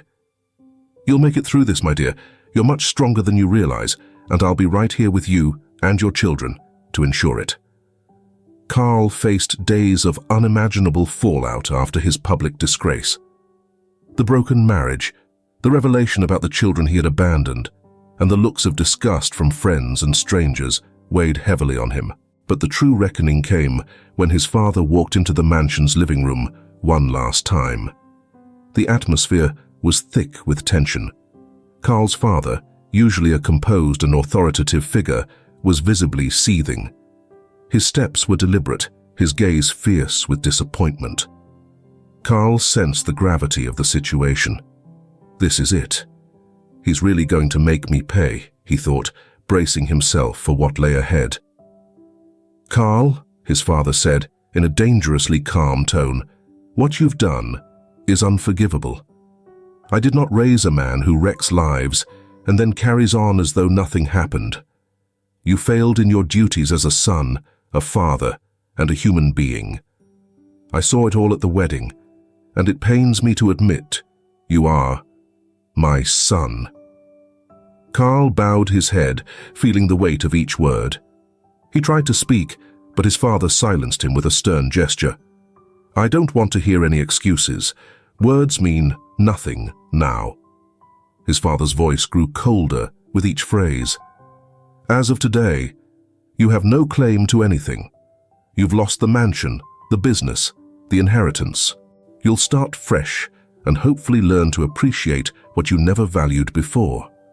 Carl's eyes widened in disbelief, his face a mix of shock and fear. "What? Dad, you can't do this. I'm your son. Yes, I've messed up, but taking everything from me, that's too harsh." "Harsh?" His father let out a bitter chuckle. "Harsh is what you did to Maria, a woman who cared for you, yet you threw her out without a second thought. Harsh is how you treated your own kids, like they were just nuisances to you. No, Carl, I'm just giving you a chance to see life from the perspective of the people you've always looked down on. Carl tried to argue, feeling trapped. "Dad, I'll pay child support. I'll do whatever I need to. But please don't take everything. How am I supposed to survive with no home, no job?" His father's expression didn't soften. "You'll find out. Starting tomorrow, you'll be working at the company, not as the boss, but as a janitor. You'll be doing the work Maria did for years, the work you never appreciated. You'll clean floors, tidy up rooms, and you'll see what it's like to be treated as less than, just like you treated others." Carl felt his heart drop, a cold dread settling over him. A janitor? Me? "Dad, come on. This will crush what little dignity I have left." He pleaded, his voice heavy with despair, but his father was unmoved. "This is the only way for you to learn to appreciate what you've taken for granted all your life. You'll be the one scrubbing floors, just like you used to have others do for you. Maybe then, Carl, you'll finally understand what it means to be human." The next morning, Carl arrived at the company without his usual suit and self-assured attitude. He wore a janitor's uniform, his name stitched plainly on the shirt, a constant reminder of his new place in the world. Pushing a cleaning cart through the halls, he felt the curious or disdainful stares of former colleagues and employees. Each sweep of the broom chipped away at his pride, each step a fresh lesson in humility. The employees' voices were muted, but Carl could still sense the mockery in their laughter, directed at his downfall. So, this was the once mighty Carl, huh? Look at him now. One of them didn't even bother to hide his comment. "I earned this. It's what I did to Maria," Carl thought, as he pushed the mop across the cold, hard floor. During lunch, Carl found himself alone in the cramped, stifling staff room, a place he had never even noticed before. He could sense the whispers and the judgmental glances thrown his way. This must have been how Maria felt every day. "I never cared. And now it's my turn." The days dragged on, each one feeling longer and more bitter than the last. Whenever he stepped into a conference room to clean, memories surfaced of when he used to command those meetings. Now, as he scrubbed the floors, his reflection revealed a man stripped of everything he once held dear because of his own arrogance. "Will I ever come back from this?" he wondered, scrubbing harder to push away the feeling of despair. When his shift ended, Carl found himself alone in the massive company building he once called his own. Sitting in the cramped janitor's closet, he replayed the events that had led him here. The hard physical work took a toll, but the mental strain weighed far heavier. I was the boss, and now I'm just the janitor. "How did it come to this?" he muttered, his voice echoing in the empty silence around him. But deep down, Carl recognized this was just the beginning of the lesson he needed to learn. The privileges, the protection that came with power and wealth, all of it was gone. Now, he faced the same disdain he once dished out to Maria, but directed at himself. The shame was relentless, and he understood the path to any kind of redemption would be long, if it existed at all. The days felt like an endless punishment, each one beginning with him putting on the janitor's uniform and enduring the smirks and murmurs of former colleagues. "I did this to myself," he thought, polishing the spotless floors of what was once his domain. Yet, buried beneath the daily humiliation, one thought gnawed at him more than anything: Maria.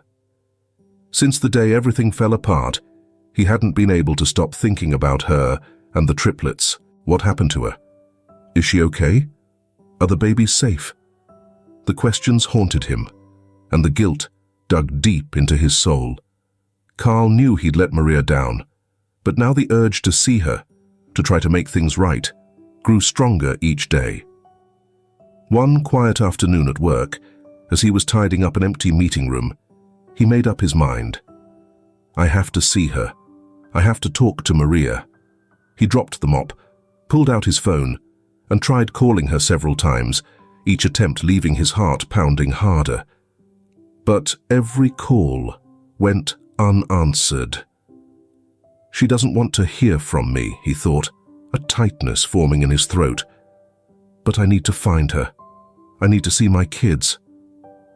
Not sure where else to look, Carl decided to try Maria's last known address, where she'd been living alone with the triplets until she was forced out for falling behind on rent. He walked the streets, feeling the weight of each step as he thought back on his mistakes. I left her alone with 3 kids to raise. What kind of man does that? When he arrived at the small building Maria had called home, he climbed the steps, his heart racing. He knocked, but there was only silence. He tried again, but no answer came. The place looked abandoned, as if no one had been there in weeks. She's gone, he realized, his panic rising. Where could she have gone? People don't just vanish. He asked around, and only one elderly neighbor had anything to offer. She recalled seeing Maria leave with her children and some luggage a few weeks ago. Maybe she found somewhere new, the neighbor said. Could she still close by? The words didn't ease Carl's worry. Instead, they only heightened his dread. I have to find her, he whispered to himself as he walked down the steps, his mind racing. What if she went far away? What if she doesn't want me around at all? The thoughts tormented him, the reality of losing her and his kids weighing heavily on him. Standing on the sidewalk, he gazed out, feeling the full weight of his choices pressing down on him.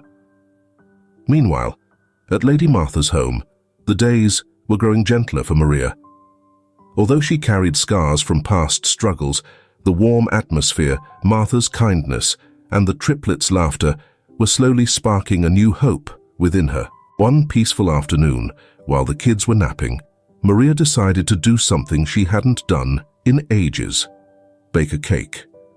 Moving into her new place, she had pushed away simple joys like this, but now it felt like the perfect way to break free from the stress still lingering in her life. As she worked in the cozy kitchen, the sweet, comforting scent of vanilla filled the air, bringing back memories of simpler times when her biggest worries seemed so much smaller. Martha entered the kitchen after the cake had finished baking and had come out of the oven golden and just right. "Oh my goodness, Maria, this looks amazing," Martha said, smiling. "You never mentioned you were such a great baker." Maria chuckled softly. "It's something I used to love doing before, but with everything that happened, I never thought about getting back into it." Martha took a piece, and as she tasted it, her eyes lit up with surprise. "Maria, this is incredible. You really have a gift," Martha praised, her eyes sparking with a new idea. "You know, honey, you should think about starting a bakery." Maria blinked, startled by the suggestion. A bakery of her own. After all she had been through, the thought of starting something brand new felt distant, almost unreal. Could I really do it? She wondered aloud, still uncertain. "I don't know, Martha. Opening a business is a big commitment." "Yes, it's a big step," Martha said, meeting her gaze. "But look at all you've been through. You've overcome so much, Maria. Now's the time to build something for yourself and your kids. This cake is just the beginning. I truly believe if you go for this, you'll do amazing." Martha placed a reassuring hand on Maria's shoulder, encouraging her. "You have the talent and the courage. All you're missing is believing in yourself." Martha's words stayed with Maria for days, echoing in her mind. Maybe I really can do this, she thought, starting to imagine the possibilities of opening her own bakery. With Martha's constant support and brainstorming sessions, Maria soon began experimenting with new recipes and selling her first cakes. Success came quickly, and before she knew it, she was swamped with orders. As the months rolled by, Maria's little business blossomed beyond what she had ever imagined. Orders for cakes, pies, and pastries kept rolling in, and she often found herself marveling. I never dreamed I'd be here. As she quietly put together the wedding cake, Maria couldn't help but talk to herself, lost in thought. That afternoon, a new order came in. This one was for a delivery near Carl's workplace. Her stomach tightened for a second when she heard where it was, but she reminded herself that turning down orders wasn't an option. "I'm stronger now," she reassured herself. "I can handle this." Once everything was set, she packed up the cake and headed to the address. As she neared the building, her heart began to race. Equal parts, nerves and curiosity. She hadn't seen Carl since the divorce, and she wasn't sure what she'd find. But as she came closer, something made her stop. Across the street, she spotted someone familiar. There was Carl, dressed in a janitor's uniform, sweeping the sidewalk. Shock washed over her. He's out here cleaning the sidewalk of his own building, she thought, astonished. Seeing him like this, a complete contrast to the man she once knew, was jarring. For a moment, she considered just walking past, but something held her there. Carl, noticing her, immediately dropped the broom and rushed over. "Maria, please hear me out," he pleaded, visibly shaken, his eyes filled with a raw humiliation.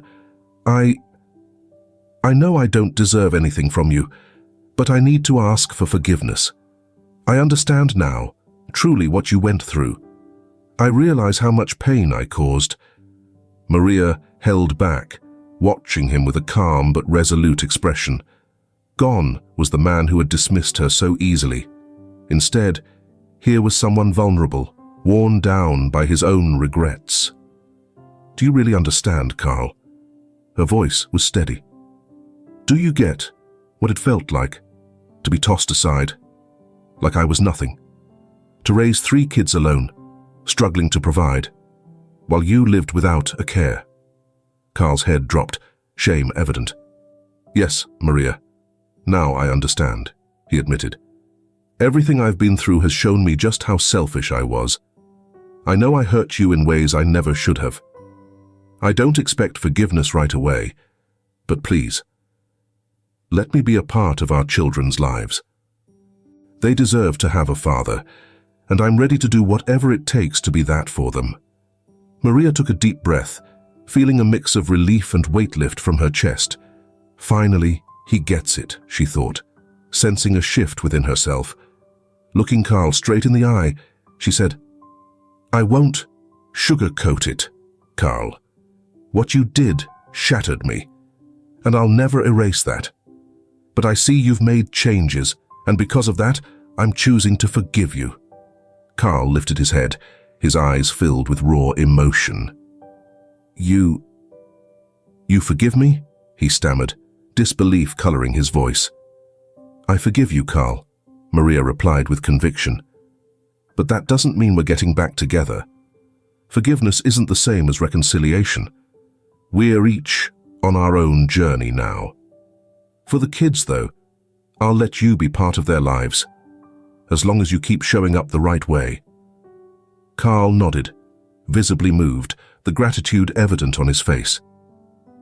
"I promise, Maria," he said earnestly.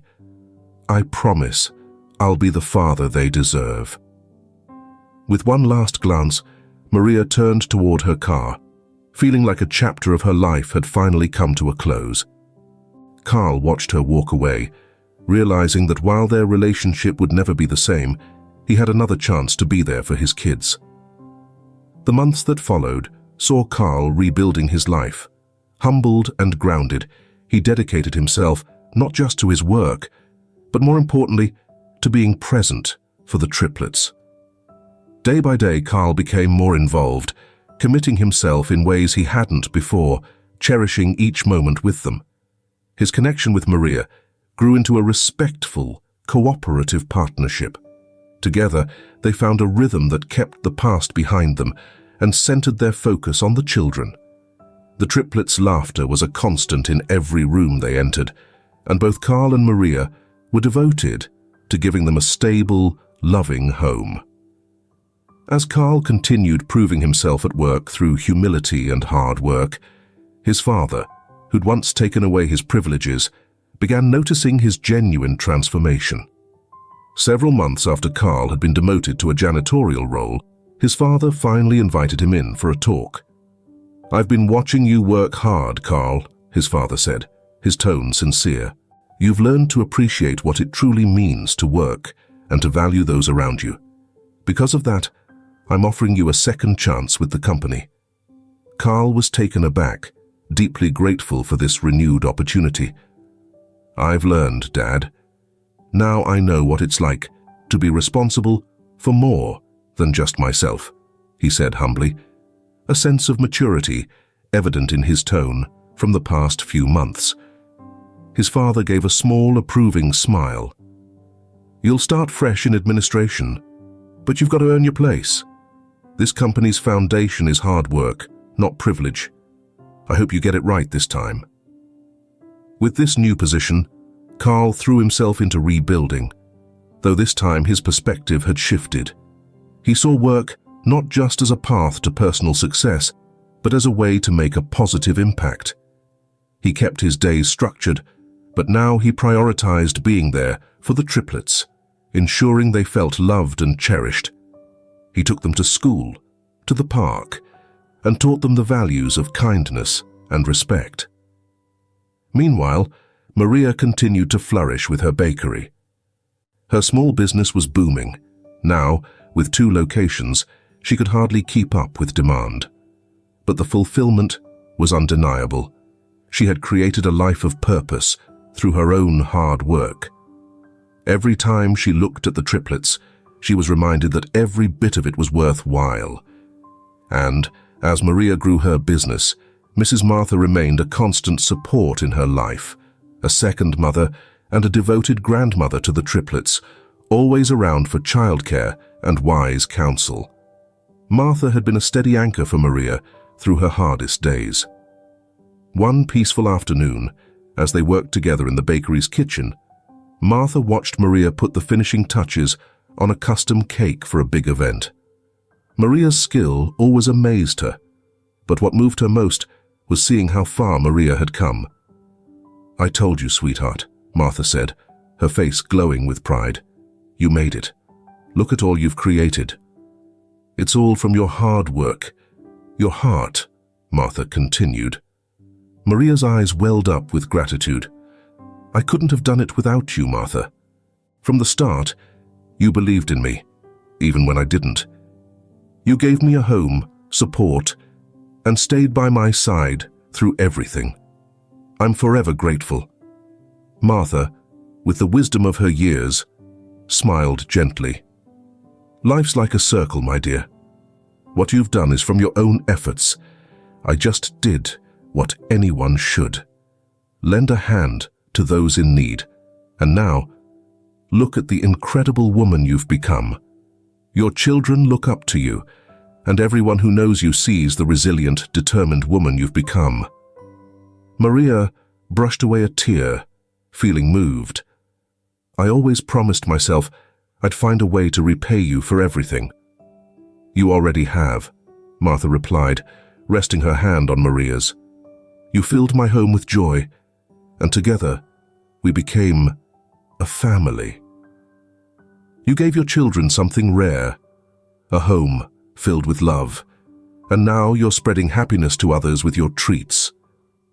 The triplets, always darting around the shop, were like little beams of light brightening every corner. They adored Martha, who loved taking them on strolls and sharing bedtime stories.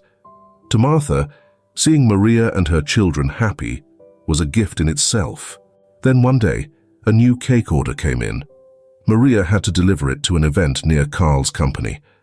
Feeling a mix of hesitation and resolve to move forward, she accepted the job. On delivery day, as she parked nearby, something made her freeze. She stepped out, taking in the scene before her. There was Carl, once full of arrogance and pride, now working a humble job. He looked so different. Noticing her, he walked over with a tentative smile. "Maria," he said, looking surprised. "I didn't expect to see you here." She returned his smile, emotions swirling within her. "I have a delivery nearby," she said. "You look different." Carl nodded, his eyes reflecting a new understanding. "I am different. After everything I've learned a lot. All I want now is to be a good father and live honestly." Maria saw the honesty in his gaze. "You are a good father, Carl. The boys love you, and I can see you've changed. I'm glad to see it," she replied. They stood quietly, sharing a moment without the need for words. Carl asked for nothing more. No excuses were made, just a quiet acceptance of the lives they were building. Later that evening, Maria sat with Martha and reflected on how much had changed. "He finally understands," she said thoughtfully. "And that's all that truly matters, dear," Martha replied, with a smile. The journey to understanding was a long one, but the most important thing was that he arrived. Over time, life adjusted to a new normal. Maria continued growing her bakery, Martha stayed close by her side, and Carl remained a devoted father. Despite the fact that their romance would never blossom again, they managed to coexist peacefully because of their shared love for their children. As the sun dipped below the horizon, casting warm hues of orange and pink, the triplets played freely in the backyard, their laughter filling the air like sweet little melodies.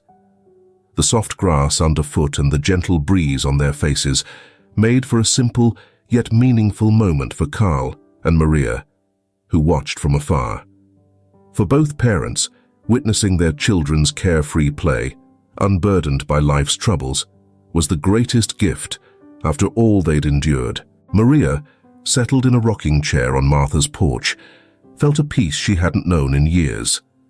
With a serene smile, she watched the boys, her thoughts drifting between memories of the past and contentment in the present. "We did it," she thought, rocking slowly, the chair's rhythm a soft backdrop to her children's laughter. Against all odds, despite the pain and humiliation, I gave them the life they deserved. She knew her journey had been tough, filled with obstacles, tears, and countless sleepless nights caring for her boys, but every hardship had been worth it. It had been challenging but necessary, and she felt at peace with her choices. Maria was no longer the woman who'd been humiliated and abandoned. She was a strong mother, a thriving businesswoman who'd rebuilt her life for herself and her children. Across the yard, Carl watched his sons as they ran, their laughter filling a void he'd long carried. With a more grounded perspective, he saw the value in these quiet, everyday moments. Gone was the man who once cared only about status and wealth. He'd learned, through humility and hardship, that the true value of life lay in simplicity. It was in the unconditional love his children held for him and the respect he had finally earned back from Maria. Carl couldn't believe how much he'd overlooked, realizing the choices that had led him down such a challenging path. Now, as he looked at his triplets' bright, cheerful faces, he finally grasped the real lesson of his journey. "It doesn't matter what I lost," he whispered to himself, feeling tears form, "but what I've found." His heart was no longer weighed down by regrets, but filled with gratitude. A second chance to be a better father and to play a real part in his children's lives. Maria's faith in him had given him the strength to keep moving forward. From across the yard, they exchanged a glance, not as lovers, but as parents who'd come to a place of mutual respect, understanding, and peace for the sake of their kids. Martha, observing quietly from the window, smiled to herself. Things turned out all right in the end, she thought, satisfied.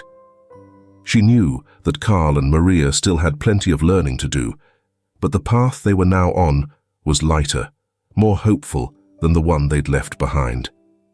She'd helped Maria through the darkest days, and seeing the harmony between them now, Martha was sure that the future looked promising for everyone involved. As the sky transitioned into evening and the first stars began to appear, the children, full of joy, ran around the yard, blissfully unaware of the struggles that had shaped the lives around them. For Maria and Carl, there was no longer a need to dwell on the past. The scars would always be there, yes, but they were reminders of how far they had come and how much they'd grown. Together, they had endured, evolved, and most importantly, each found a place of peace within themselves. As the day came to a close and stars began to fill the night sky, Maria took one last look at the triplets before calling them inside for dinner. They're safe and happy. That's what counts now, she thought, content with the life she'd rebuilt for her family. If this story touched you, please like this video and subscribe to our channel. Your support encourages us to bring inspiring stories to you every day. Don't miss out on the next heartwarming narrative we have in store. We're grateful to have you with us. Now, you can click the links appearing on your screen. We've selected a collection just for you, filled with valuable stories and endless entertainment. See you there.